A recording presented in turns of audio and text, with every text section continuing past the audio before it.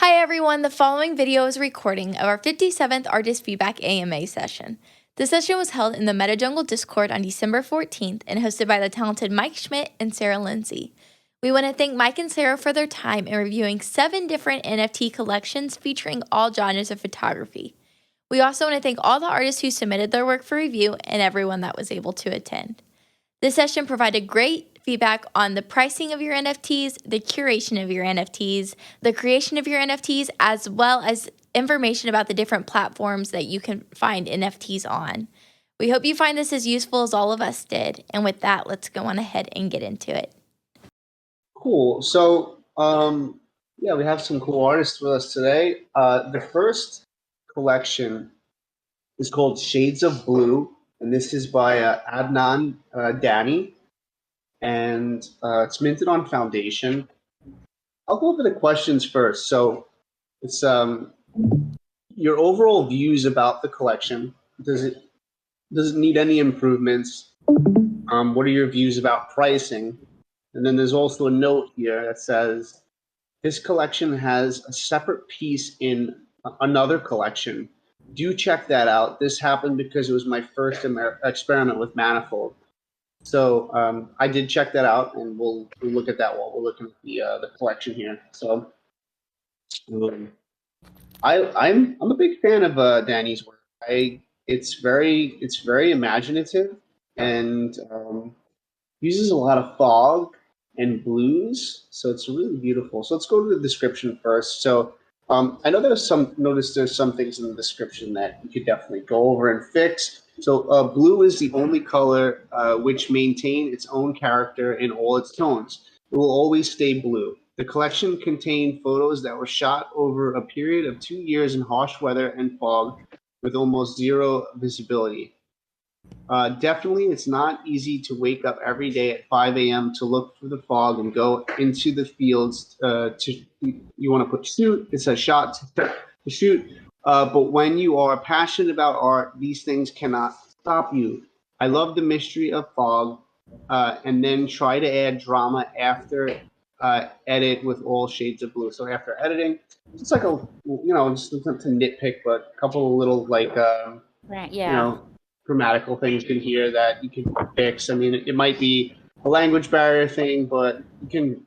My DMs are open if you want some help to rewrite this, but totally get what you're saying here with this. So there's 3 items in here, but then if I click on Danny's profile, there is another one called Organized Chaos here inside of this Shades of Blue.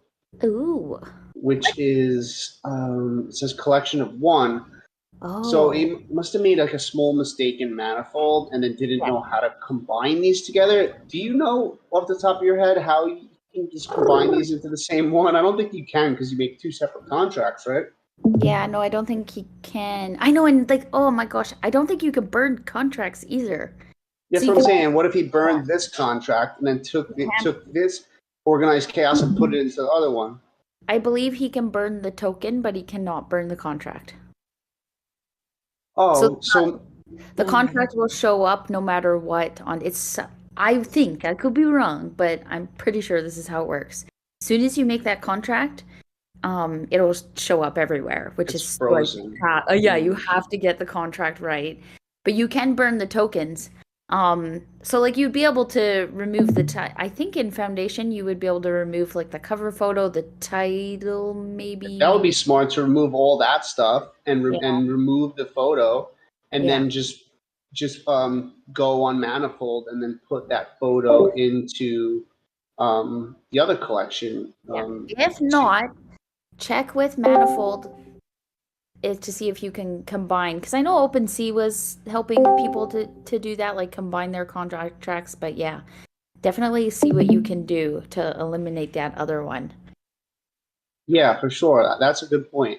Reaching out to reaching out to Foundation to see if they could help with this, because it's tough to have just one of them out on their own. Because it'd be cool if it was in here. It would look really good.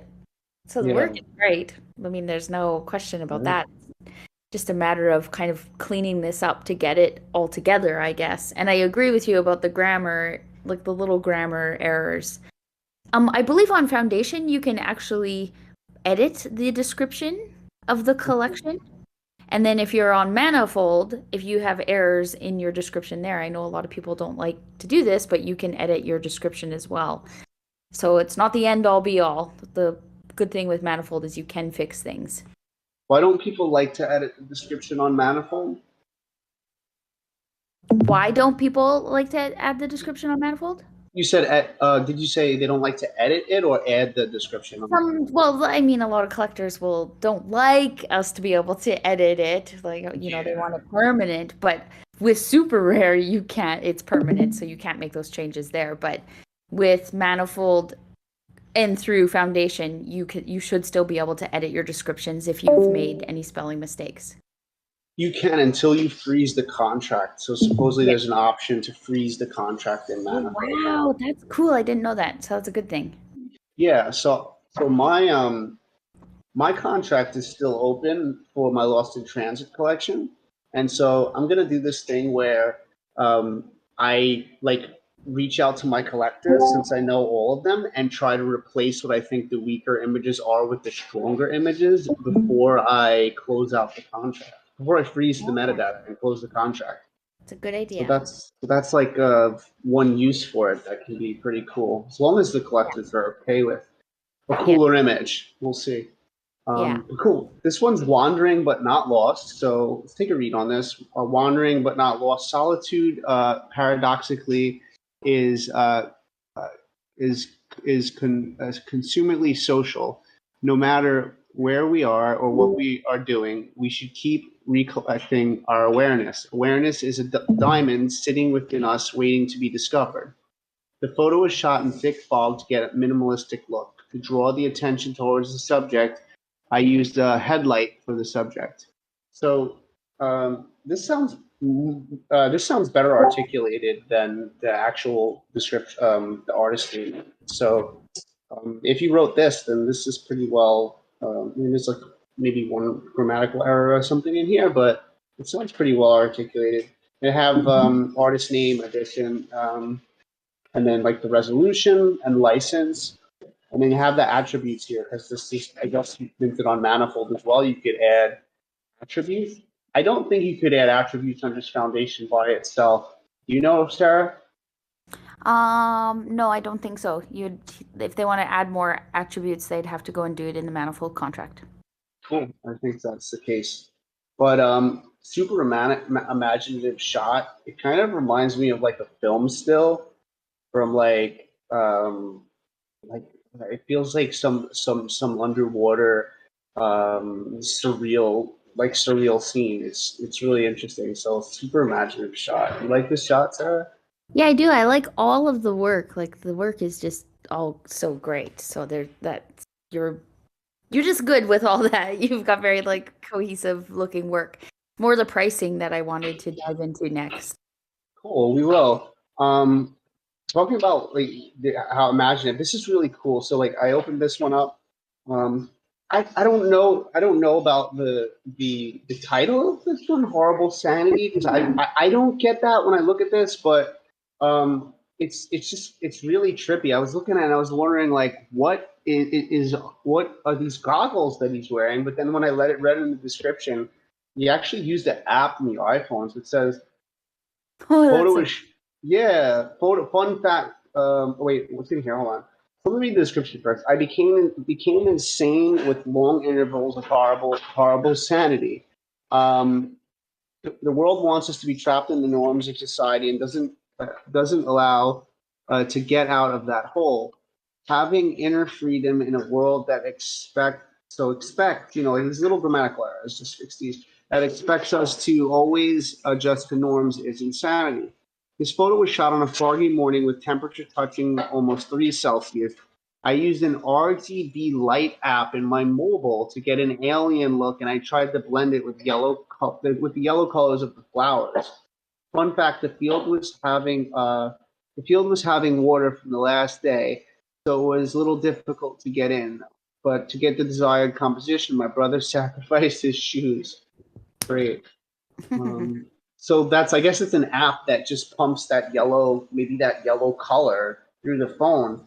So cool. it's really conceptual. Like I don't think of these things, right? Like I'm like, I'm more of a like I'm out in the world and I'm capturing something that's like happening in front of me, but like I never think to myself like, oh, this foggy field with yellow flowers. I want to go out there with like it looks like a helmet on and put like an iPhone over my eyes with an app that spits out color and make it this surreal. I always respect Cool. conceptual art, right? I thought it Um, was a welding helmet, actually. I, It looks what like did I that. say? I said a helmet. I don't know what kind of helmet. Maybe it is a welding helmet. I thought it was a welding helmet because it has that's how they look. They have like the little glass in the middle of their eyes. I thought it was just Oh, there. It's cool. oh, yeah. Really imaginative. So look at this one. Surreal but nice. This is another title that I'm like a little bit confused about. I don't know if I really resonate with the title, but let's read the description. Surreal but nice. No matter what you're going through, if you could laugh about it, you can get through just about anything. In this photo, I try to create a surreal environment by using, so then, once again, buy, it would just be BY, not BUY, because that's purchasing, just small errors here. By using the mystery of the fog, I used a wide angle lens for it to get the whole length of the trees in the frame. The lantern gives a captivating look to the photo. So some of this here, like lantern gives a captivating look to the photo, and just kind of explaining the things that I think the viewer could kind of get on their own is like a bit unnecessary. I'd rather hear more about like what the scene is about or like what led you to create that scene. So, surreal but nice. No matter what you're going through, if you can laugh about it, you can get through about anything. I don't really know like how that part kind of relates to the title or the image. Are you getting anything from that, Sarah? Yeah, not really. I definitely it leaves me feeling a little confused, but I know a lot of the times it's like how people interpret it. But I see that you describe like the fog and the wide angle lens and the lantern, but you leave out the main subject. So there's no like the ghost. What is going on? So we really know nothing about this person draped in the sheet. So I think you just need to be a lot more clear with how you're describing what you're creating so that people do understand it more, because once you lose someone's attention and they're like, what's going on, what's happening, they're gone. So you That's want to, true. yeah, I just feel, yeah, again, be very, very clear about the photo and what it means. But once again, like if you just look at the photo and you have no description or anything, it's like really, really interesting and really beautiful, and the Yeah. atmosphere is so interesting, and just the concepts are make you think. So I love the actual photography and the execution a lot. The biggest thing for me is like the descriptions and just the titles and writing about it, and I guess sitting on your own work and really thinking about what you were trying to tell through these images and what you were thinking when you went out to shoot them. And I think that some time with that would help you to be able to come up with a more compelling title for some of these and more compelling description. So you talked about pricing. So what did you feel about the pricing concern? Well, of course, you will always price our work to what we want it to be, and there's definitely times where people buy without even questioning that. But sometimes I feel in collections, having the pricing be all the same again eliminates that barrier of like why is the pricing different? You don't want people to be like asking themselves too many questions about your work. You want to make it, I feel like, make it very simple and clear.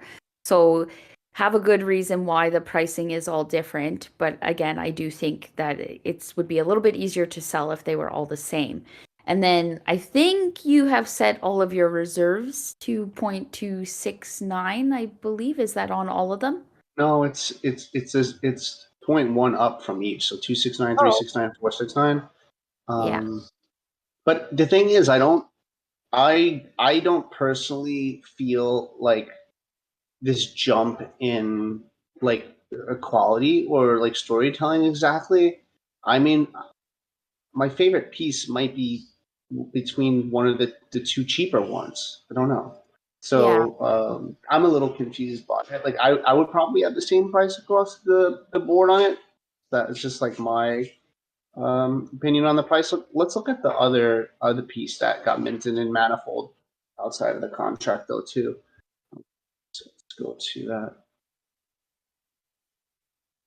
And I know we're being critical on some stuff, but I really love this photographer and this work, but it's just all really great. Just helping with a few things. Yeah, exactly.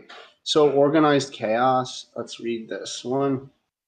At first, when I read the title too, I was a little bit like, when I think about organized chaos, I think about like street photography where there's like so much happening at one time, and someone can capture it, and it's like all this chaos, but it's actually organized. But I mean, I guess it makes sense in this too because of the chaos within the composition with the branches coming down, the subject sitting right into the center here and getting all that. And so let's read. Um, there are certain photos that always remain close to our hearts. You put a P instead of an O for two. So just proofreading, I think, is one big thing for you that you need to just do is like proofread some of this stuff because that's not a language barrier. That's just a typo. This is one of those photos, not only due to its surreal look, but also due to the struggle behind getting the difficult composition for this image. The photo was shot in a rural area of Punjab, Pakistan, on a foggy morning with temperature hitting 1 to 2 Celsius. This photo has one of the hardest compositions I've ever shot. To get the whole bent tree in the frame and to get the perfect composition, I had to lie down on the cold soil. And then some information about the artist. So this one's missing the details. It doesn't have any of the attributes or properties or whatever you want to call it. I don't know if that could still be added in, but I would try to get this one merged in with the other collection. It's a really cool shot. Yeah, definitely. Right. So either check it out on Manifold, burn if you can, or try to eliminate. If not, reach out to Foundation. Yeah, but yeah, I do think it's a really interesting composition to see it from this kind of like bug's eye view. And it just makes the tree feel really enormous and powerful and majestic. Then you just have this looks like a man just standing there with an umbrella holding a lantern looking out to the abyss or just something that's ahead of him or something he's got to pass. So it's a very cool story to me. I like it. So this one's 0.60 ETH. So is that like between? Was one of them zero in the other collection? Let's see. In the other collection we had, I think maybe he's 0.5, 6, 7, and 8. Let's see. Yeah, so they're all different. So I don't think there's obviously, everybody can do what they want. I just think you are kind of creating a little bit more work for yourself when someone comes to you and it says, why are these different? Why are the prices different? I agree. I think you can just simplify it by kind of making the same price across the board, fixing some of like the grammatical errors in the description, and like the only thing that people would have to pay attention to when they came here was just the beautiful work. And I think that would just make it a lot simpler, cleaner, and more beautiful. The banner, the one thing I like about Foundation is that like you can get this really beautiful banner. The banner is it seem like the banner is darkened or it lacks like vibrancy that the picture, the main profile picture has. Because I feel like if this was popping, it could be really nice too. And I don't know why it does that. Foundation does that. I can't remember. I'd have to look at mine, but I do think it's a bit different than the actual photo. Like it's default. Okay. I mean, it is nice still. It's just I can't really see the photos. For me, at least on my monitor, it's harder for me to see the photos in the actual banner. It just seems to be like darkening down a lot. But outside of that, I mean, the presentation is really nice. I'd figure out how to get that piece into here, though, that other piece for sure. Reach out to Foundation, like Sarah said. Yeah. Was there any other questions? Let me see. Let me go back. Oh my gosh, where is it again? No, I don't think it is. It was pricing. We talked about that. Overall views about the collection. Any improvements? So we talked about that, and then the note about the manifold one being outside of it. So we helped with that. So yeah, I think with that being said, if you don't have anything else on this, I can move on to the next one. Yep, I'm ready to move on. Sweet. Cool. The next collection is called Emotions, and this is by Amrutha. And I like the title of this. It's cool. I was trying to figure it out at first, but so same ocean, different emotions, emotions. It's like emotion spelled with ocean in it. That's very different. First thing I noticed was creator fee is set at 5%. I mean, generally, photographers are setting their creator fees at like 10% on OpenSea. So, I mean, I wouldn't set mine at 5. I would try to get to 10%. I don't think anyone minds 10%. People are doing 15 and 20% on objects. So, if you can change that, I would probably try, right? Yep. Probably try to get to 10%. Yes. So created in March 2022. So, yeah, quite a long time ago, like March, April, May, June, July, August, September, October. Let's just see. Let's sort it by oldest and see when this was actually created. The oldest one's anchored for life, and probably 9 months ago. So created 9 months ago, it expired, and then relisted 4 months ago. So Have we seen this one before? I swear we've seen these photos before. Maybe. I've seen them before, but I don't think that I've actually done like Okay. AMA on them. Yeah. But let's just kind of dive into. Let's look at the questions first, actually. So, what improvements can be made in the collection? Image-wise, does any of them seem out of place?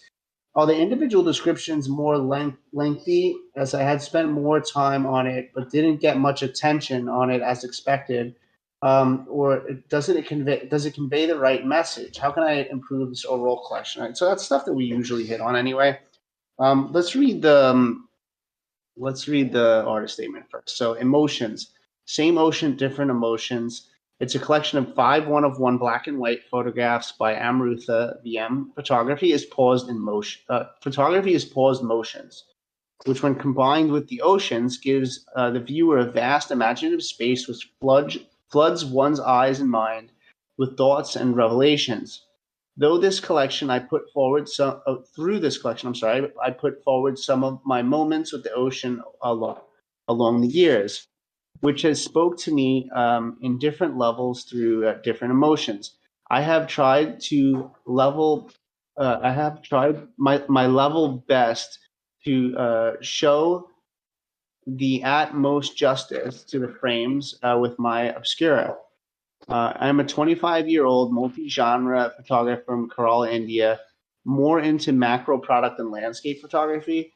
I mean, that last line, like, I don't know, like more, kind of saying more into macro product and then putting landscape photography last is kind of like saying, I don't really do this type of work that often. I'm more into macro and product, but yeah, I would. That's something that I probably just wouldn't have in there. It kind of makes you think like this is just an experimental thing for you, and you're putting it out there, and maybe you have, I don't know. Does that make sense, Sarah? Yep, I agree. That's just Yeah. added bit of information that probably doesn't need to be there. True. So, if you go down and look at some of the images, so you know, we talk about cohesion in bodies of work, right? And so, there's two things here that I guess tie it together, which one could be black and white. They're all black and white. The other could be they're all like shots in the ocean, but at the same time, it doesn't.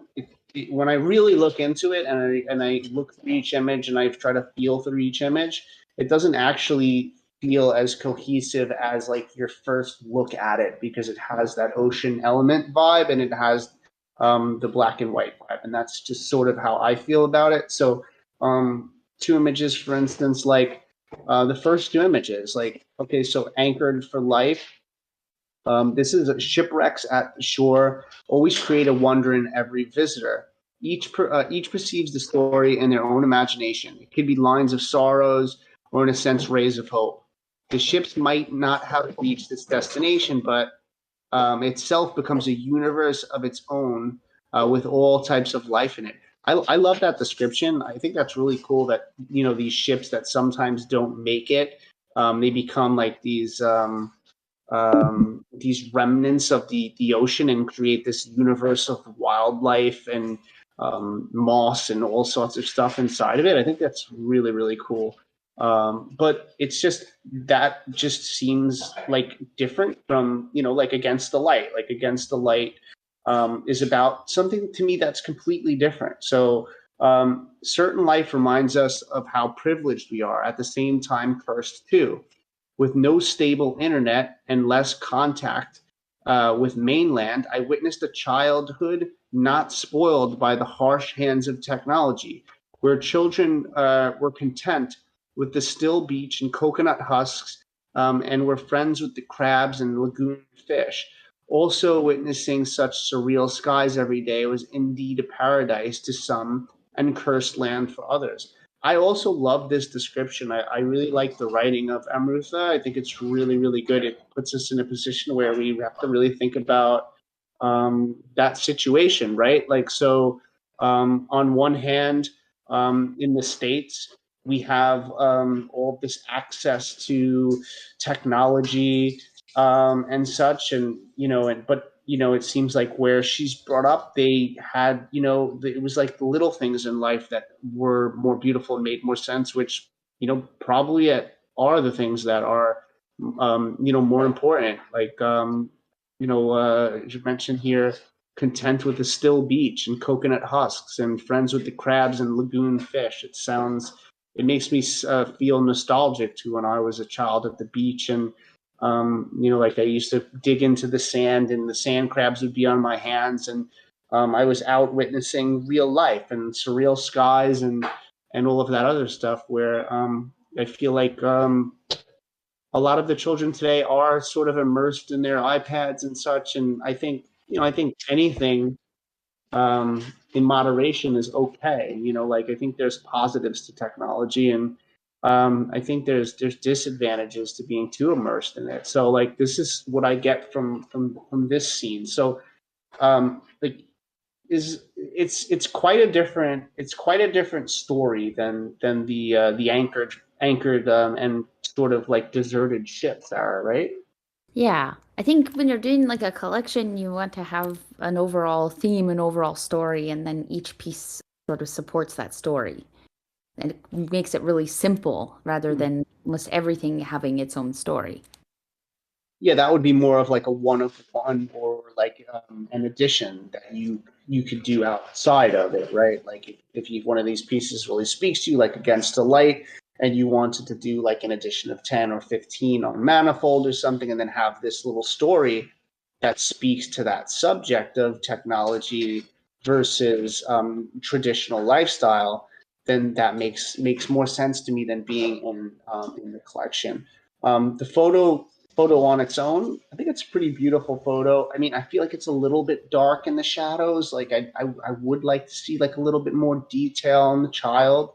Um, but and the black and white editing in some of these is a little tough for me, because if I go to let's say Calm and Storm, some of these seem a bit dark for me. Like maybe I would have punched the exposure a bit. I mean, there's so much you could do in black and white with tonality, and different programs like Silver Effects Pro, and just even your abilities in like Lightroom, and um, that I would try multiple options in black and white.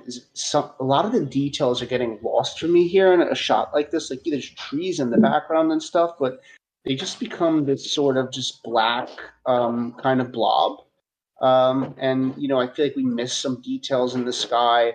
The boat is just pure black, and we can't really get any details from that. Like, is that something that you feel as well, Sarah? That like some of these details are lost, and the black and white editing could be a bit different. I think, like, overall, I think you've done a really great job at pricing, titling the images, like the descriptions and all of that. You really have done a great job. So for me, it's more now like an improvement of the work that's in the collection. And I do feel that there's 3 photos that are so similar. You could easily replace those with something different if you were sticking with the black and white theme. And then again, just the improvement of the work. Like, and I will say that to everybody, every single person can always improve. I can see huge improvements for you here with this collection, and I encourage you to definitely keep going and try to make some of your images more powerful, like a more powerful composition. Sometimes that's just getting a little bit lower to the ground or shooting in a different way and using depth of field to your advantage. I just think you have a great base, and that's the next step for you is more improvement of the work.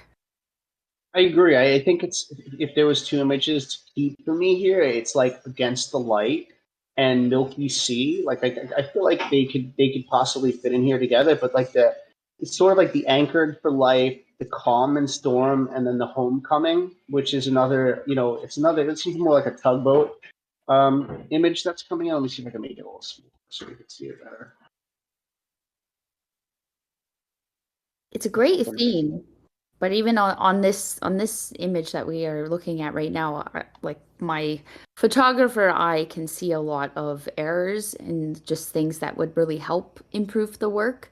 Like just how much of the highlights, like the highlights look blown out, especially at the top. There's so much of it. And when you're like looking at an image, you want to, keep the eye on the subject. That's the most important thing, and everything should just be around that subject. So you don't want to have so much dead space. Like the sky has a lot of dead space with all of that white.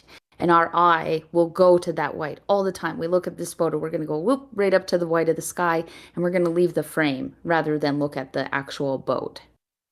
I agree. My eyes sort of start up here and they kind of go through these patterns and these battles between dark and light. And then it's like you kind of have to find the subject. The subject is like right at the horizon here. So, and since it's very dark, it sort of gets lost in these trees in the background that have no detail, and the boat is like lost between the horizon. Like I think a lot of this could be fixed with like maybe getting lower in a different composition, or being at an angle where the eye comes to the actual boat. And I think editing is a big part of the process too, where you could probably do local adjustments to bring out this boat. And I don't know if any of these highlights can come back. I don't think there's any detail on those, but think about shooting in camera.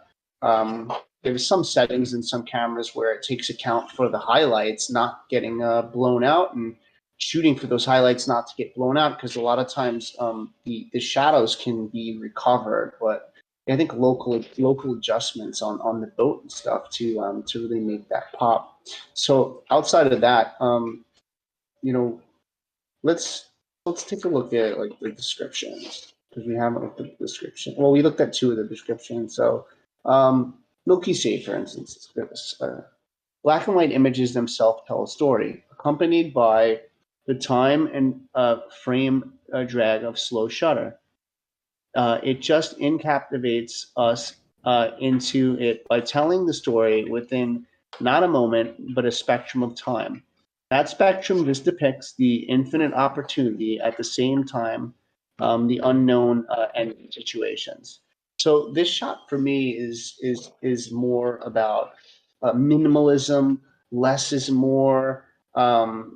How surreal this Milky Sea could be, and how surreal you could make it through technicals, through the camera, through shutter speed and stuff. And it's really pleasant to look at. But once again, it's hard to it's hard to relate it with some of the other subjects within here. But I think the black and white editing on this is steps above the ones that are really darkened down with the boats, especially Calm and Storm and Homecoming.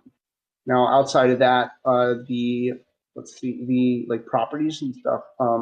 So since there's no sales, I don't think there's any sales on the collection. There's not. Then why not add some properties? Like is it one of one edition? One of one, that's a good property. The the name of the artist is a good property to have in there. And if you want to add some stuff like your license as a property or the resolution stuff, that's also cool to add. But yeah, I mean, like I would continue, working on this type of stuff. Your created royalty fee, I would raise it to 10% if you can raise it to 10%, and really try to think about the story that you're trying to tell. Because if that story was almost like a movie from beginning to middle to end, or that story just how each photo kind of spoke to other photos within here, because it feels like it could be two different types of stories, possibly three, just dealing with like minimalism and just milky sea. That said, I don't know if there was any other questions that I missed. I think you talked about them all, how to overall improve individual descriptions. Are the individual descriptions more lengthy? I had spent more time on them, and then I think your descriptions are actually really great. I just don't think that the descriptions from each image tie to a story to the descriptions from the next image. So I love the way that you write. Um, yeah, I think the improvements that could be made on the collection is just like culling down some pieces that are too similar, like three of the boat shots, like especially Common Storm and Homecoming, which are just really simple, like culling out or one or even both of those. I think those are the weakest shots for me actually. I think Anchored for Life, Against the Light, and Milky Sea are the strongest ones, and figuring out a way how to maybe tie all of this into a story. And I'm sure you have images that you can add to that, and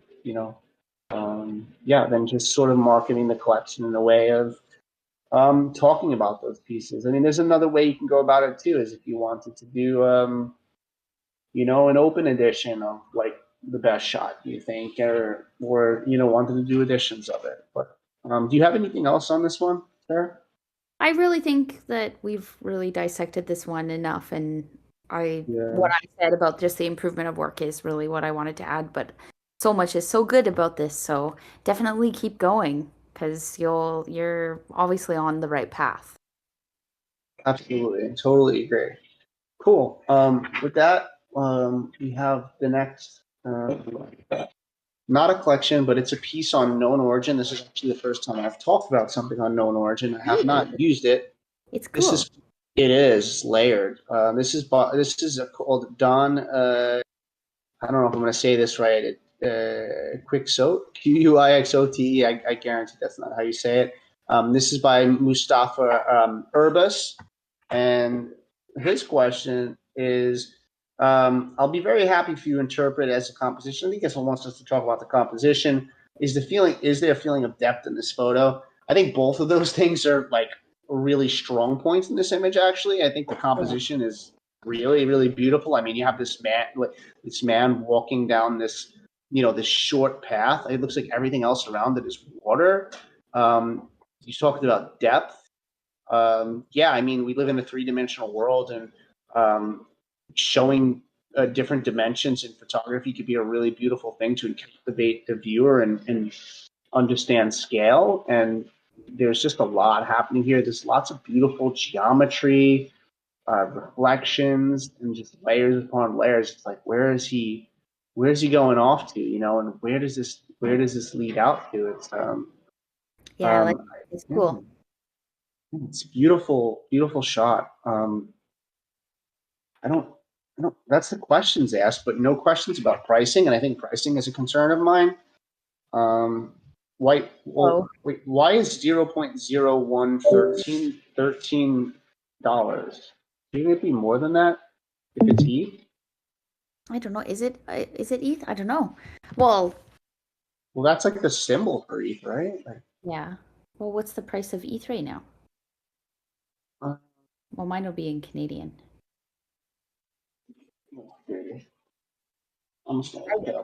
I don't know the site very well, so I can't answer that question. So I'm just going to ETH to USD like calculator. So 0.01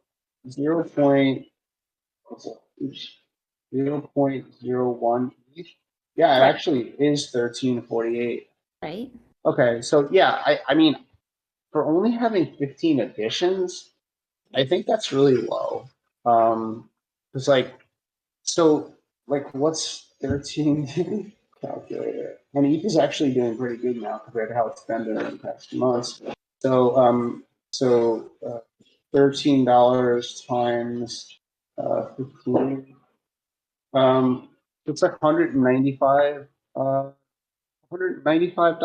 for 15 editions. I mean, I don't know. I think this photo is really beautiful. I probably would have did it at 0.03. Yeah, it's a beautiful photo. It's really great. And like the description is awesome. I love that it's just simple. It's good. It's a good photo.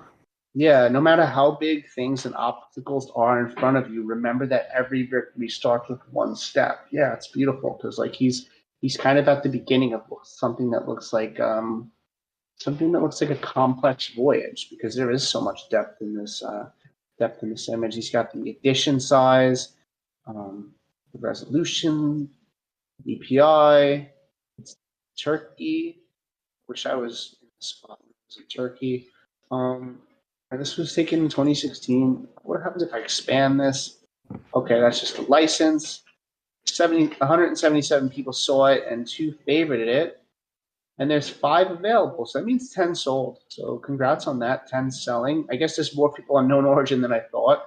And then the listings down. I guess these are the 10 that sold, and this is what it looks like down here on known origin. So listings.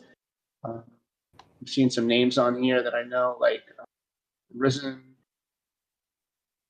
Mozart's, and those are the ones that I know. And so it's only 5 left to sell, and these are all so 25 days ago it was created. One of them sold then, and then it's been pretty steady. 14 days, 11 days, 7 days, 5 days. An hour ago, we sold one an hour ago. So yeah, congrats on that. That's really cool.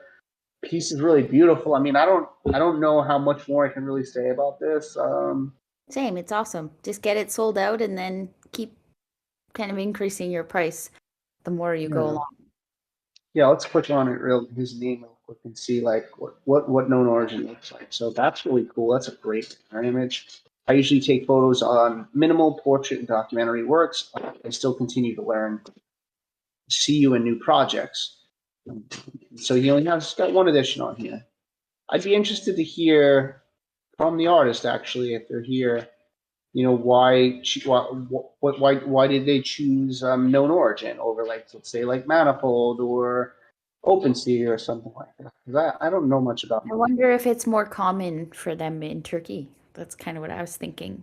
It might be, because it looks like some of the photographers that collected are Turkish. I do know those names. They're very cool. It is good. Great. Yeah, great work.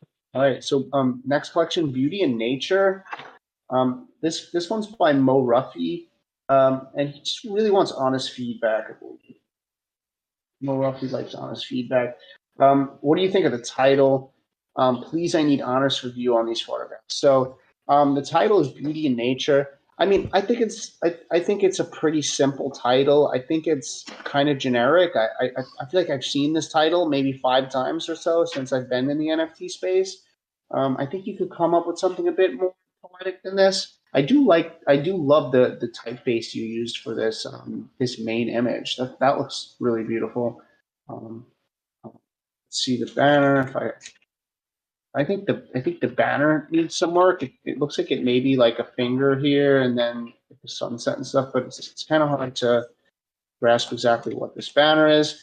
Creator fees are at 0%. That might not be the creator's fault. I know there's issues happening right now with Manifold, not Manifold, but I think OpenSea accepting Manifold's royalties, especially if this is a new collection. So it says a collection based on my love for nature, all shot on my smartphone. This is another thing that I don't know if it's needed. Like, it's a piece of information that I don't know is needed or not, because like people like to put the tool that they use, but like unless I mean, I would only put the tool that I use to shoot the photographs if like it made sense to the process and had, like, if I was doing like old school tintype film portraits, and the reason I was shooting tintype and I had a reason behind it. But I don't know like that it matters that it's shot on the smartphone. But this is a really small artist statement, a collection based on my love for nature. It's very vague. And if we come down and we look at the photographs, there's, they're all green. And the pricing is really, really hard to understand on this one.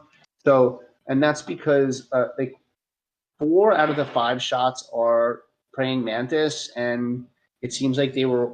To me, it seems like they were definitely all shot on the same day, just like by looking at it and feeling it out. It looks like the same little guy. This one's 0.05, so like we're looking at $66, and then it goes up in price, and then so to like almost half of it each. So like $602 is this one. And the one before it is 428. So, but I mean, I don't personally see a big difference in these praying mantis shots to be for the price to like jump that high. So that for me is like a huge confusion, like right off the bat. Also, like beauty in nature, like there's so much beauty in nature, right? Like if we're talking about macro and insects, then how come for our praying mantis, like maybe the collection is about praying mantis then, and if it is, then I would probably find more than just one praying mantis in a single day. Like I think collections are built over the course of time. Collections are built over going out over and over and looking and searching and hunting and not finding anything, and failing throughout the day and coming home and with nothing and being okay with failing and going out again and again and again to different areas and different regions to capture different colors and different insects. And then there's one of them in here that's butterflies business, which I think is my favorite shot in here, and it's the second lowest cost at 0.1. Let's see information. Capture this beautiful moment of a butterfly going about her daily business. Yeah, I mean, you're not really telling us anything that we don't kind of already know about the photograph. So I would try to think more deeply into like, why butterflies fascinate you, or how they operate within nature, or something to that extent. No properties that are listed here. So this stuff was listed 15 days ago, so it's a relatively new project. There's no sales. You could really work on your writing about your work, and then also like add properties at this point. Like properties are important. They're like the metadata for art on the blockchain. The properties, I mean, yeah, they did. I believe, because we're going to be, I believe, multi-chain, and just multi. Yeah, not only multi-chain, but like I feel like all of the different art websites might be able to be interchangeable and operate within each other one day. So it's nice to have properties with your artist name and how many editions there are, because really we don't know how many editions there are, right? Because it just says 17 views. It just says a price. How do I know that you're not going to sell this one and mint more? There's just information here that you could totally add. I would definitely take more time with building your collection. That you have no link to Twitter. Twitter is the bridge, the bridge to the Web3 art world. That's a really important one to have here. There's no link to Instagram. Sarah's very big on social media. So like, I mean, I'm sure if you went to Sarah's page, Sarah, you probably have all of these things, maybe even your YouTube in here. Like, why is that stuff important? And, like read off of some of the stuff I said about the description being really small, and this edition of shot on iPhone, and the images being very similar. Like, I'd love to hear what you have to say about some of what I've said here. Well, I definitely, can you actually scroll back down so I can look at the pieces again? I definitely agree with you on every single thing that you're saying. I want the prices. I want to see the prices. I got you. So I definitely feel maybe this might be the harshest I've ever come at any critique, but like I feel there's just zero effort put into any of this and zero thought into the pricing. and you're not really competing, but if you go and maybe study the market a little bit and study other photographers, just what they're selling, like, you know, they're selling their pieces at that price, and these are like real photographs. So again, you have totally lost me with how it's all the praying mantis, and it seems that every time you zoom in, the price increases. Price goes up, yeah. That just does blows my mind a little bit, because there's nothing extra like special effort that you had to put into this. I can probably guess that you're standing there and you just keep zooming in on this insect. So you're going to have one heck of a time explaining the price increase on this. And I feel that effort and a lot of, you know, thought and heart and just good effort put into a collection really reflects in the pricing. So I do feel there's a lot of work to do on this, because you are selling against people that put their heart and soul into their photography and their collections, and those will definitely sell. So again, just really go back and put some more effort into this. And if it's about nature, let's see some more of nature, not just one praying mantis that keeps increasing in price. It's the price increase that really confuses me. Again, I just don't feel that there's any thought put into it, and no one will really take it seriously if you haven't put that thought or that effort into it. So I hope that wasn't harsh, but we all start somewhere.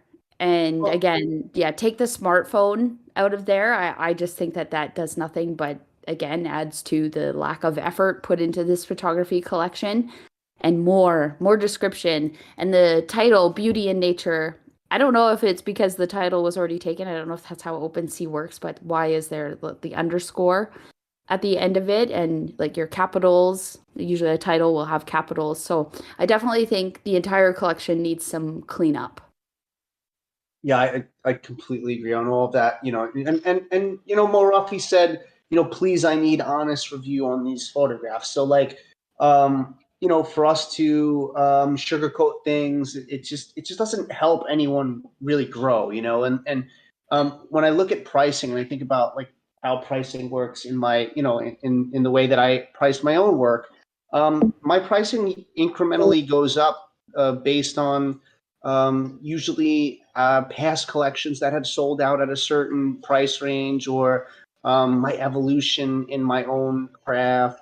And so in this, because I don't think, you know, I've looked at Morafi's work and I don't think he has any sold out collections or anything like that. And so that's the biggest thing, I think, as well. Is the two biggest things, obviously, is the pricing increase within the same collection, and the lack of different pieces of beauty within nature. So you know, what I could say is, you know, keep getting out there, keep creating more photos, find your voice, you know, because you post a lot of different type of work. I've noticed you're doing wildlife stuff now, you're doing portrait stuff before, and just figure out what it is when you're out there taking photographs that really puts you in a flow state and a meditative state. Like for me, it's like when I'm out there and I find a moment, a genuine moment of people or portraits or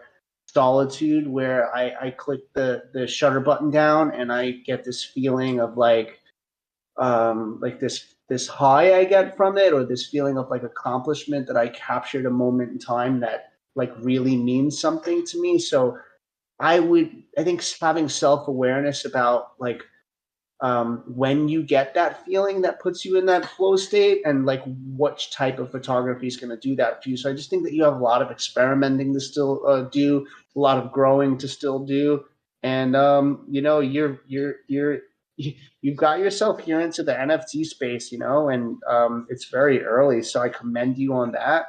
I just would just continue with your craft, and playing around with different genres in photography, and until you find your voice. But yeah, that's what I got for you, from Mo. I don't have anything else though. No, I you echo either. what you say, everything that you say. Awesome, and I feel the same. So our next collection is Warrior. This is by Tapan Seth or Chef, SHETH. Question is the edition price perfect? Any suggestions on the description? Check it out. This is pretty cool. Is it sold out? It's not sold out yet. There's 4 owners, and I see.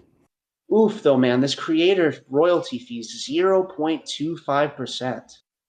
I mean, I'm putting 10% on my creator royalty fees. That 0.25, just why? That's very, very small. I mean, if we want to sustain ourselves as artists and not be starving artists, then I think secondary is really important. I really do. I think secondary is really important, and I would definitely take advantage of that 10% creator fees. I don't think there's anyone in the space here that's saying this guy wants 10%. Screw him. I'm not buying his work. I just don't think that that's the case. 0.25 is cut yourself really short. And maybe that's a thing with OpenSea or Manifold or something like that. I don't know, but I have to point that out. The Warrior banner, it's pretty cool. You know, I mean, I like it. I don't know. I like the image more though. I like your image more. Description.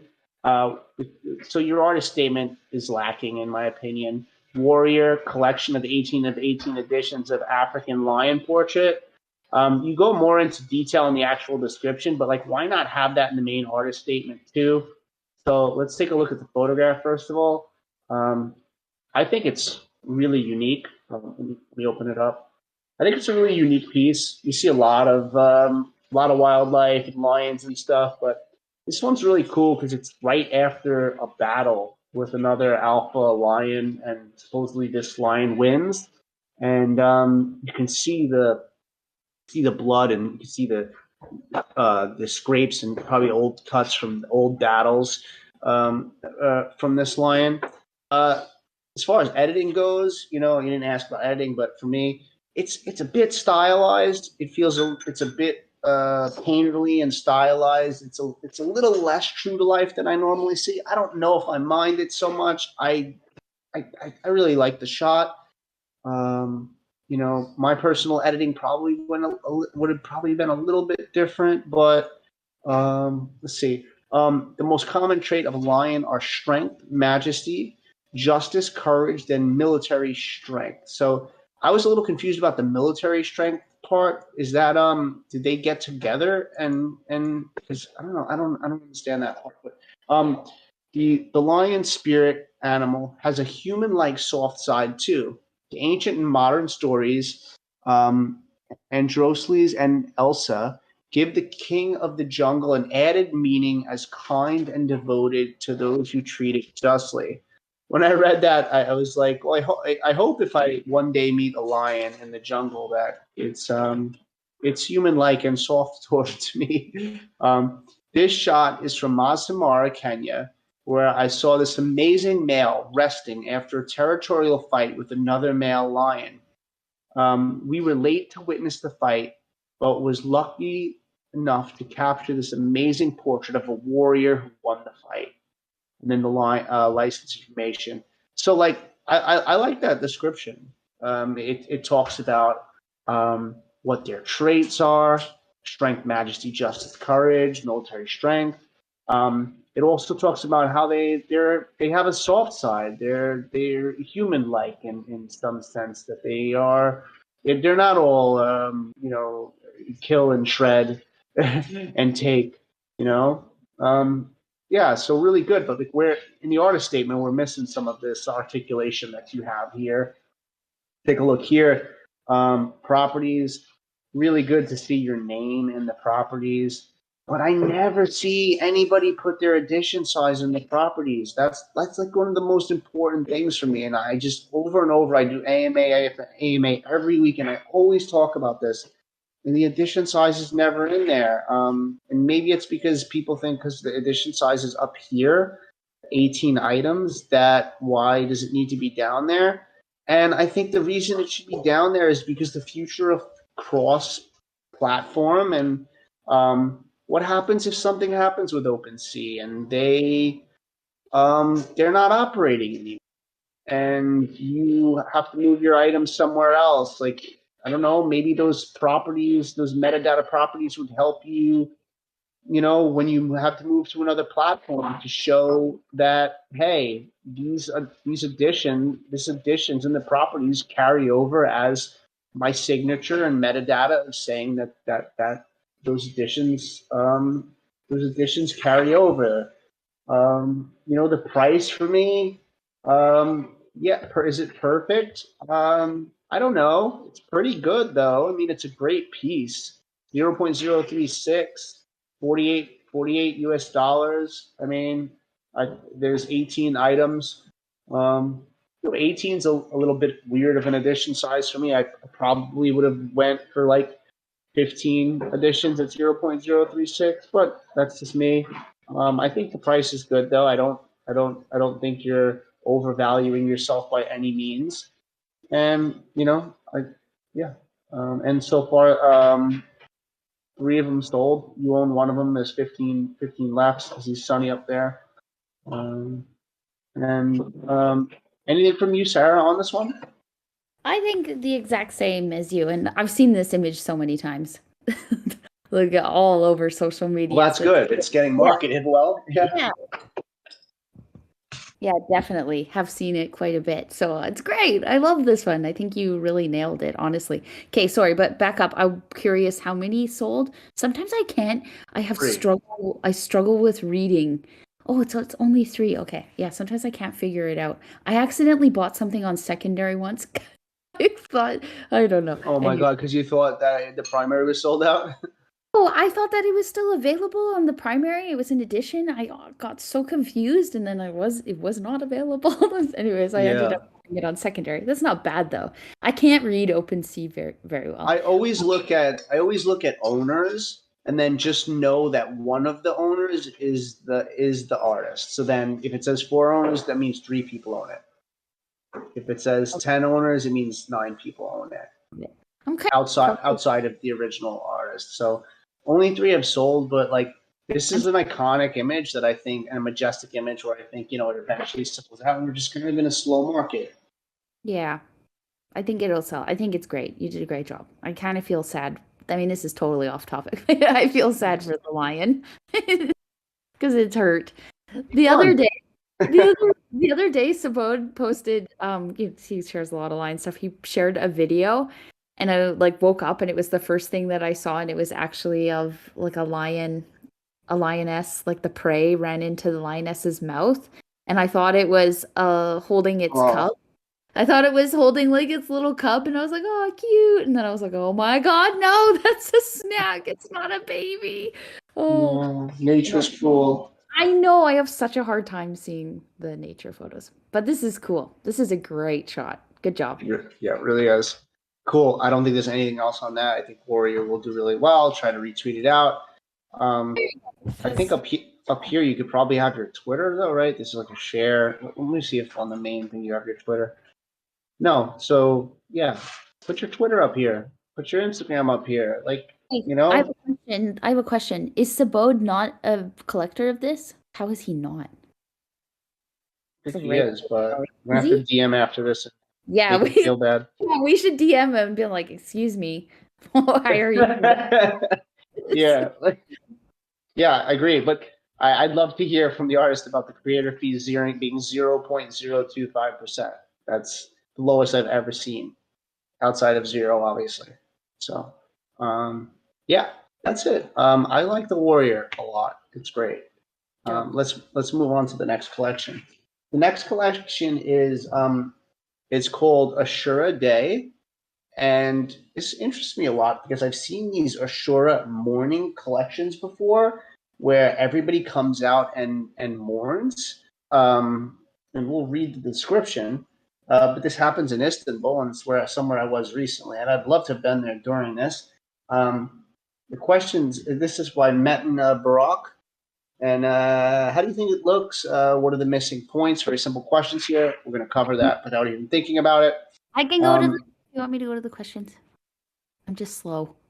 No, that's fine. I have them right on my phone. It just says, how do you think it looks, and what are the missing points? So we're going to cover that without even thinking about it. Yeah, that's right. You're right. Cool. So first of all, I'm looking here, and you got website, Medium, and Telegram, but I know you're on. I know you're on Twitter, buddy. So definitely have your Twitter on here. Okay, a creator fee 10%. That's good to see. Created in December 22. So here's what confuses me a little bit. Everybody's saying that they can't set their royalties right now because of something with OpenSea. But if this was created in December 22, which is this month, this person got their royalties. So I would love to know if they have more information to help us out with other people that can't get their royalties. So what does mourning for Ashura mean? The purpose of Ashura Day and Maram Matem in the Alevi faith to assimilate the values of humanity and the teachings of the Alevi faith, which is the Islamic faith, in order to prevent this kind of suffering from happening ever again. Live flesh is not eaten. No living creature is tortured during the mourning.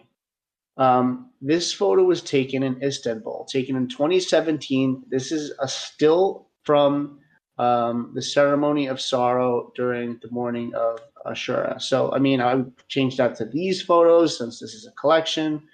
And interesting. So it seems as though they do this ceremony to watch people mourn and remember what had happened as a reminder that this should not happen again.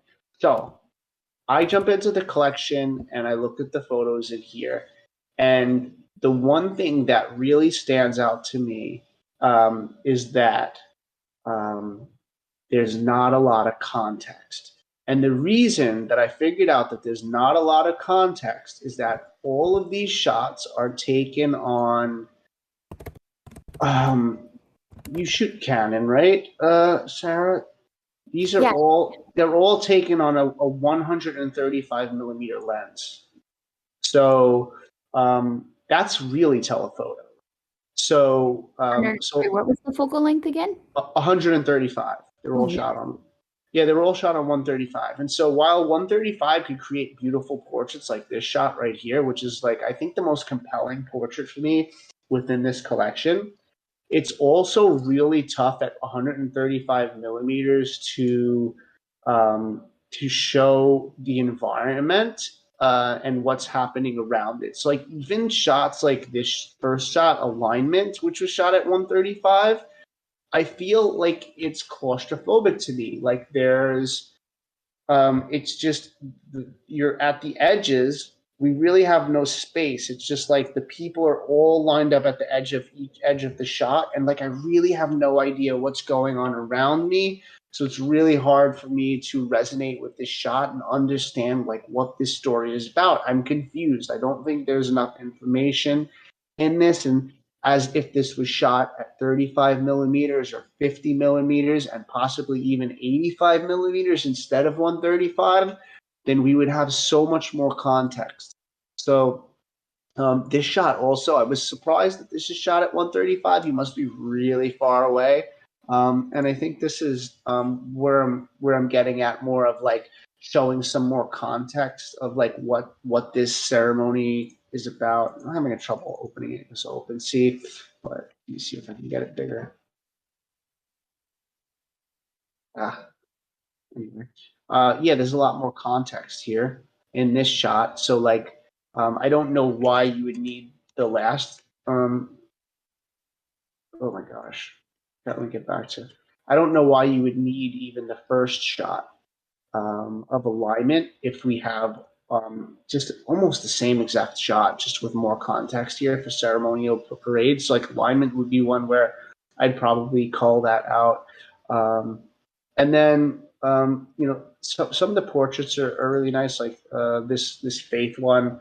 That's a nice portrait. Obviously, you're going to get that beautiful shallow depth of field. But if I didn't know like what this collection was about already by reading a description, I don't have any context here really. I just have the boy. It's a beautiful portrait, but like the whole background is just melted. So for documentary, it's tough sometimes to create a story when you have a majority of the elements in this that are just like really, really melted out. Let's look through some more. This is my biggest, I guess I would say biggest gripe within the collection is that, and then there's also just a lot of images that almost repeat.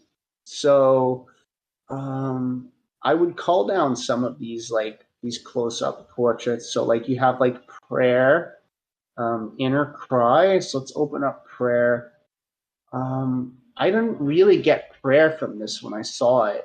It's to be fair, for me, it feels like just like not the moment in between moments, like to catch. It feels like more of just click the shutter down because something was happening. But I tend to like to wait till I have like this feeling in my gut where it feels like a real moment, and I don't know what's happening in this moment. She has her lips open a bit, she's looking upwards, she's towards the right side of the frame. The composition hurts a little bit because like I don't know how the left side of the frame like really adds to this at all. Like I would crop out the left side of the frame, or I would have had the subject on the left peering out more into like a negative space.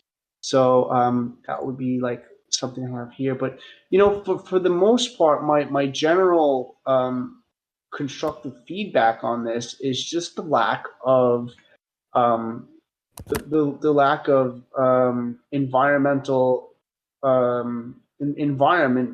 telling the story with this, right? Like this is a nice little portrait. It is beautiful little like solemn portrait, but I wouldn't be able to click on one of these images and really understand what was going on about this. They maybe this shot has the most context. This oh God shot with the chains. Um, and such. I mean, looking at this, Sarah, like, would you have shot this at 135? I mean, I know you're more like a landscape photographer, but if you were shooting documentary, I'd shoot some of it, I think, at 135 telephoto, but I think I'd have to have other lenses in my arsenal to tell other parts of this story. Maybe a variety of lenses would be great here. The 135 is if it's Canon, if it's the one I'm thinking of, it's a beautiful lens. I think it's a pretty pricey one too. But yeah, definitely switching it up. I'm not sure what most street photographers use. I would imagine like a 24 to 70. Is that a good choice? Yeah, that's a good choice if you want like the variety of all those focal lengths. 35 millimeter prime is probably like the most popular documentary or street photography lens. A 50 is very popular. I shoot a lot of 85 for like my ferry portraits and stuff because I don't want to get too close to these people in sort of a private setting. I know it's public, but it's also like I'm on a boat with these people, so like I try to keep my distance. But 135 is really far away, and so like I probably would have shot some of the portraits at 135. Like I think some of these are really cool at 135. This hidden gaze is really interesting. I like this one because you could see the nose and mouth. So I do like that, but I probably would have went into like my arsenal of lenses and shot some of it at a much wider to get more context. Like this one has the most context and it's still shot at 135 from really far away. But that's the biggest thing for me, the context, and then also culling down like some of the shots. Like maybe we don't need this little boy Faith and this boy here. Like I think this is the more powerful image. Like this is beautiful. The lighting is so good. His expression is really beautiful, and there's no context in the background. And there's equally no context in the background of this one because it's melted out because the depth of field is, like you said, it's such a beautiful portrait lens. But yeah, like I would cull down some of these. Like if this is a collection of like 1, 2, 3, 4, 5, 10, 11, 12. I honestly think this could be culled down to like 6 and just tell that story from beginning to end. Yeah, I agree. I honestly agree with everything that you've said. The portraits are beautiful. I do have to say, They are. did an excellent job, and I love that lens, so it's cool. It's really cool to actually see that you've brought that out with street to use it, because that would be tricky. You'd have to be really far back, but it's a beautiful lens, and the portraits that you have taken with it are really, really great. They are. The one of that Yeah. lady crying is like probably where I would go first. Because I Here? want to know. I'm like, what's happening? Why is she upset? It's interesting that when you look at the whole collection, you stand back and you look at the thumbnails. I'm immediately drawn to the most, it's obviously, I want to say negative energy, but it's Emotional. Yeah, emotional. yeah, being like, why more? It's so interesting that we are actually drawn to the more emotional, negative energies than the positive ones. So immediately my eye goes there. Like, why is she sad? Yeah, it's like everybody wants to hear like the sad story at the dinner table rather than the happy story. Like it's got more something about us as human beings has more interest in in those types of stories for some reason. I don't know, but yeah, it makes sense. I think that, and I like this one actually. I like that she's facing in the direction where you gave the negative space, whereas in the other one where I was talking about where um, this one here, where I do still think it is a beautiful portrait, though. I don't really get prayer from it, but where the negative space, where the left side here, I don't know lends anything to it. Like maybe like if it was more about like this, it would make more sense to me. But I don't know. I'm not. Yeah, like that makes for a more beautiful picture for me, just because I feel like just this is distractions here. So but I don't like to crop. And looking at properties, so just date 2017, location Istanbul. I think I'm missing some good ones like the edition size. We talked about this already. I'm not going to beat this, and the name of the artist and maybe your license and stuff in there. And I believe it's just copy and pasted the artist statement. I think the artist statement. What does Sherman mean? I think they're copy and pasted into these. What does Sherman? Yeah.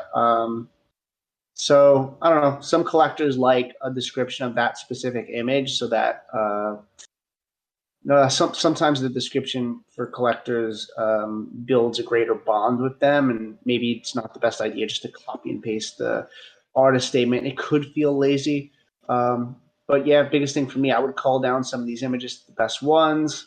Um, if you go and shoot this again, I would try to go shoot this with like a variety of different lenses or like a zoom lens and bring your 135 for those portraits that you wanted to get. But like to tell like a full cohesive documentary story, it's really good to have, a wide shot, sometimes a bird's eye view shot, sometimes a shot from below, sometimes a bunch of different portraits, and sometimes organized chaos. Um, this is some of the stuff that I learned when I went to the premiere workshop, Eddie Adams workshop, which is for documentary, is like having those different dimensions and different layers within a body of work to really, really bring the viewer in. Think about if a newspaper was to look at this, um, they probably wouldn't just publish a few portraits from it, but they would probably want this shot that has some depth, a portrait, this shot that shows the chains. So just think about telling it as that story. So that would be my best advice on this collection. But I don't have anything else on this one unless you do, Sarah. No, I think you did a great job at explaining everything for both of us. It is. Very cool. And add your Twitter on here. Yeah. Everyone's missing their Twitter. Yeah, lots of people will check. What's that? I said a lot of people will check because that's how we check too for like scam accounts. So if the Twitter is not connected, it's usually like a big indication that it might be a scam account. So you never want to be lumped into Yeah. the category. A link tree is good too. Have your link tree. Uh, cool. Next collection, Colors of Space. And this is by Mark Coull, Coull. So you say it. So just looking at the questions, what do you feel when you look at this collection? I think I could just answer that for myself at least. What do I feel when I look at this collection? I feel small, but I also feel very large at the same time. And what I mean by that is like I feel small as that I'm just this human being that's created this identity and what I think about who I am uh, in this tremendous and infinite cosmos. But then at the same time, I feel large because I am made from stars and I am part of this huge infinite cosmos. So it's humbling. Like that's kind of what I feel from that. And then do you think collectors are less likely to invest in images like this because it's not a place they could connect with? Absolutely not. I disagree with that completely. I think, yeah, like look, you have it's owned by 5 different people and you're selling for more than half of an ETH, right? Yeah. And like who, like I don't know who can't relate with the idea that there's this deep space out there and that there's so much more than we know. I think that it makes these images more collectible than a lot of other things that I'm seeing as NFTs because they're just so otherworldly and like, you know, 99% of us do not have the equipment to capture this or the backyard that you have in, I think, Sweden, it says in your description. So Colors of Space is a culmination of over 70 hours of gathered data that has been calibrated, stacked, and processed over several months. Lots of pre-planning, cold, late nights capturing the night sky, and failed nights processing the data has been all worth it when I look back at the collection. I'm sure it has.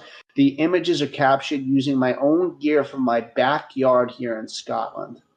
I don't know if he literally means his backyard or if he means like the mountain area or whatever in Scotland. He calls it his backyard, but if it's his literal backyard, that's pretty efficient. That's pretty cool. I would probably be in my backyard every night trying to make something. All the data has been carefully processed and curated by myself. I like the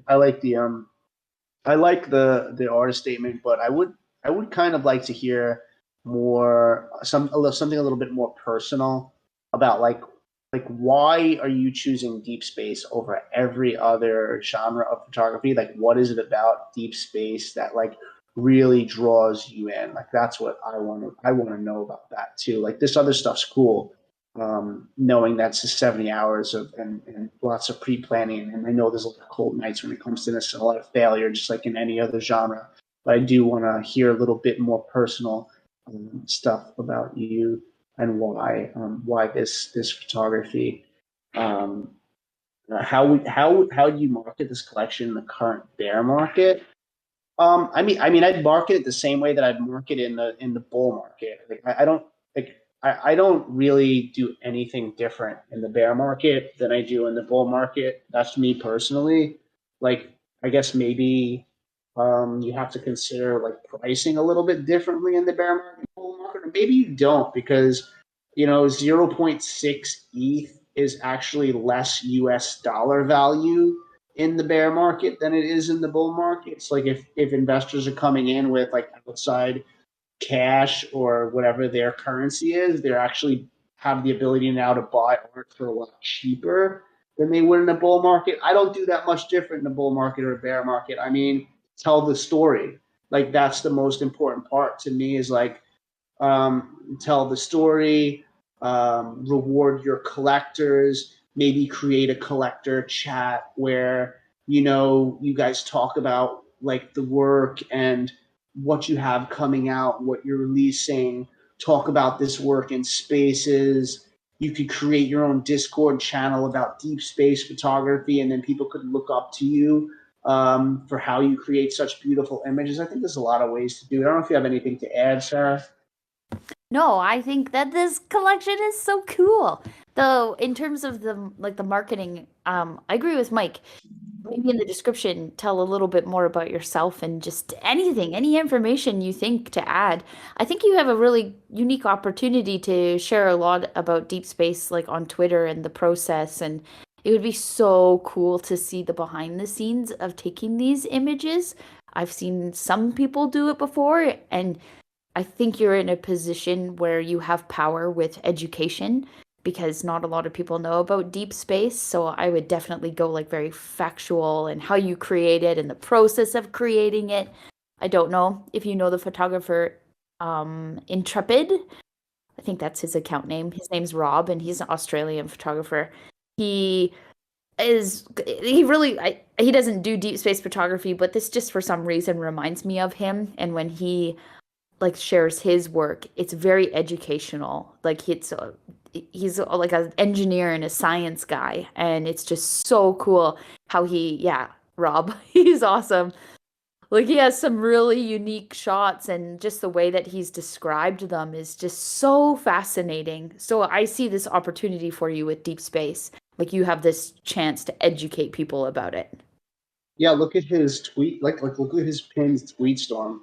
Like it goes from talking about a lifetime of adventure, where he's been published, etc. I've had over 70 unique NFT trading volume. That's holy crap. That's a lot. I know. Geez, good for him. Oh my god. See, And then yeah, his publications and earliest photograph brands on the web. Um, here for the long term. I started my career using slide film, pictures of him out there. It's very personal. I think this is like, this looks like one of those like pinned tweets that's like, a model pinned tweet. Like this looks like it's his son or something. This family's an integral part of Intrepid Photos expedition team. This makes you really want to invest in this guy. It seems like he's passionate. He's got his family. They're part of the team. The photos are beautiful. Like, look at all this. I know. It makes me feel lazy. I know. How many pages is this? I know. Okay, well, a little bit about his background is I believe his job used to be actually raising money for like startup companies. So he was always talking to investors. So he has that skill. Like he knows the facts that they want to hear. Anyways, Rob's very educational. Like with his landscapes, there's always some sort of education behind it. It's so cool. And I can see that with Astro and like deep space photographers. Educate people about it because it's such a fascinating thing. And that is the strength, I believe, with that type of work. Look at how clean the link tree is too. NFT collections primary, boom boom, sold out. All his secondary sold out stuff. Oh my god, he's doing really well. And more information. So yeah, this is a really clean link tree. Looks like another model link tree, model pin tweet. I'd write down his name. I'd write it down myself, and I try to take bits and pieces of different people that are doing things really successfully, and try to apply it to my own work in my own kind of way, without copying. And I think that's a great example to bring up. But do you have any other questions about this? No, I think we answered all. What do you think and feel? Like, we love it. Do you think collectors are less likely to invest in images because it's a place they can't connect with? No way. I mean, how many people are watching, the Neil deGrasse Tyson and what's his oh my gosh, I'm drawing a blank right now on the Cosmos, the original creator of the Cosmos. People love this stuff. Yeah, so I don't think so. And it's also unique. It's very unique. It's a very unique subculture within photography. So that's a huge plus to have that. And marketing in a current bear market, just keep building, just keep connecting with your collectors and keep telling the story of what you love to do. And I think you're doing really great here. I mean, got 2.3 ETH volume in sales, and got four more left to sell, and you sold 4 of them. So, yep, I don't have anything else for this. I think it's great. No, I think it's great too. Just keep talking about it. Keep telling people about it. That's your biggest power right now is educating people about it. Absolutely. Cool. So, that's the last collection. I mean, we only had 7 submissions. So I took on all 7 submissions this week, and get a lot of beautiful work to look at. I hope that people take our criticism in a good way, and that they can make some changes, and then DM us and show us the changes that we made, so we can tweet out how their new collections look. And Yeah, I mean, keep your head up, everybody. Like, yeah, this is the legit bear of the bear market right now. We are in the bear market, and so I'm optimistic, though. You know, looking at photography and the fact that like we're not kneeling down to the bear in photography, and just seeing Miami from a distance and all the photo shows and seeing people that are still collecting, it's I feel bullish in a bear market, you know, like, so I can only imagine when this turns around for photography. So, you know, I say continue to build, everybody, and keep making those connections. And I think that we're in a really good place at a really hard time. Yeah, thank you, everyone. That was awesome. I Yeah, enjoyed and a lot of thank you this. so much, Sarah. It's been so great. We got to do our POAPs. We got to do POAPs. Yeah, is there POAPs? There's POAPs. Oh, I see the POAPs. Yeah, I was gonna say I just put him in the chat, but I want to thank Gun for making him. He's still a little sick, so hoping he gets to feel better soon. But he did make him. So. Oh, Goon sick? Yep.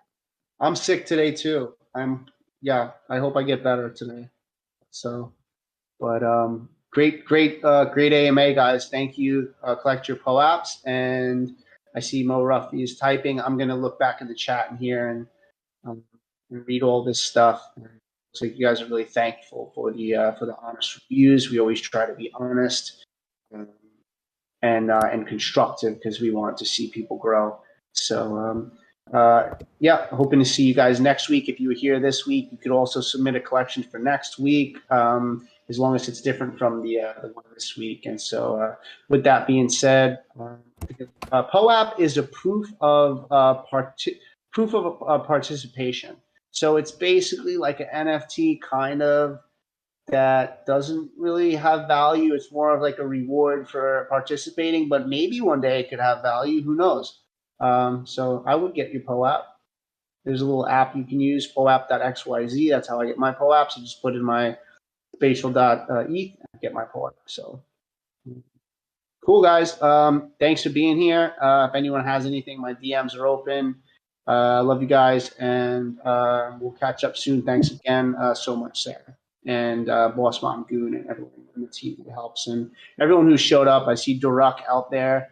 Anyone who showed up that's not in the actual AMA, Andrew, and yeah, a bunch of other people. So I appreciate y'all, and I will catch you guys on the other side.